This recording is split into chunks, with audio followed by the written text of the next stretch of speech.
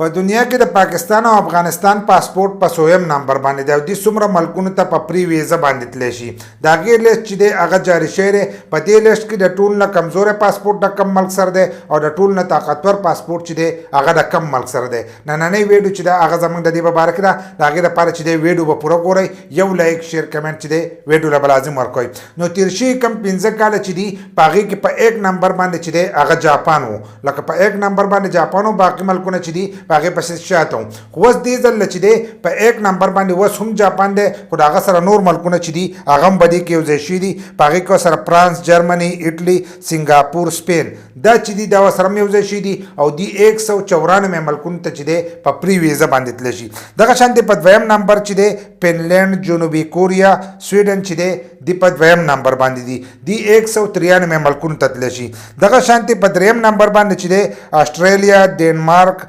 آیرلینډ نیدرلینډ د چې د 192 ملکونو ته 192 ملکونو ته چې دی په پری ویزه باندې تللی شي دغه ملکونو پاسپورت چې د چا سره نو 192 ملکونو ته چې دی په پری ویزه باندې تللی شي دغه شان په 4م نمبر چې دی بلجیم دی ناروے دی پرتګال دی برتانیا دی 191 ملکونو ته چې دی په پری ویزه باندې تللی شي دغه شان په 5م نمبر چې دی یونان مالټا سویټزرلینډ دا چې دی 190 ملکونو ته چې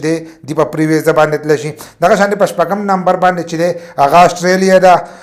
جمهوریه چیک ته کدي یو ملک ته نه هغه دغه شانتي نیوزرلینډ دی پونلینډ دی 189 ملکونو ته چې دی په پری ویزه باندې تللی شي دغه شانتي په 1م نمبر باندې چې دی کناډا ده هنګري ده امریکا دی 188 ملکونو ته چې دی په پری ویزه باندې تللی شي د امریکای پاسپورت چې دی هغه په دنیا کې په 1م نمبر باندې دی دغه شانتي دا خو د طاقتور پاسپورتونو شو چې په دنیا کې کم طاقتور پاسپورتونه دي اوس چې کم کمزوري پاسپورتونه دي نو د هغه غلشت ته هم د لاندې طرفه شان په 10م نمبر باندې چې دی ایران لبنان نایجیریا سودان دی 45 ملکونو ته چې دی په پری ویزه باندې تللی شي دا په 10م نمبر باندې د لاندې طرفه دي دغه شانتي بیا په 9م نمبر باندې چې دی سریلانکا چې دی د 43 ملکونو ته چې دی سریلانکا تللی شي د لاندې طرفه په 9م نمبر باندې چې دا هغه سریلانکا ده دغه شانتي بیا د لاندې طرفه په 8م نمبر باندې چې دی بنگلاديش او شمالي کوریا چې دی 42 ملکونو ته چې دی هغه تللی شي دغه شانتي لیبیا نیپال فلسطین چې دی فلسطین علاقې دا چې د 40 ملکونو ته چې دی په پری ویزه باندې تللی شي دغه شانتي سومالیا چې دی هغه 36 ملکونو ته تللی شي لاندې بیا یمن دی یمن چې دی هغه 35 ملکونو ته د لاندې طرفه بیا زموږ ملک پاکستان دی پاکستان چې دی هغه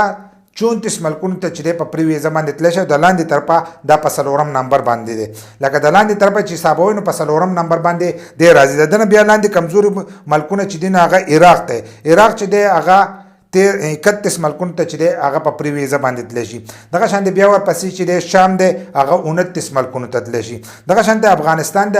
د ټول نه کمزوری پاسپورت چې دی هغه د افغانستان دی هغه 28 ملکونو ته چې دی هغه په پری ویزه باندې تللی شي د لاندې طرفه چې دی په 2م نمبر عراق ته دا شام دی بیا 3م نمبر باندې عراق ته په 4م نمبر باندې چې دی هغه پاکستان دی نو په دنیا کې د ټول نه کمزوری پاسپورت چې دی هغه د افغانستان دی دغه شان د لاندې طرفه چې دی نو بیا د پاکستان دی دا کمزوره چې نو د بیا کوم ملکونو ته چې په پری ویزه باندې تللی شي دا کوم ملکونو چې طاقتور پاسپورت نه هغه زیات ملکونو ته چې په پری ویزه باندې تللی شي نو دا حساب چې دی ولا په دغه باندې لګول دی په ځینو ځینو کې په 1 نمبر باندې چې دی وس د شپږ ملکونه راغلي دي کنه نو په شپږ ملکونو کې چې دی هغه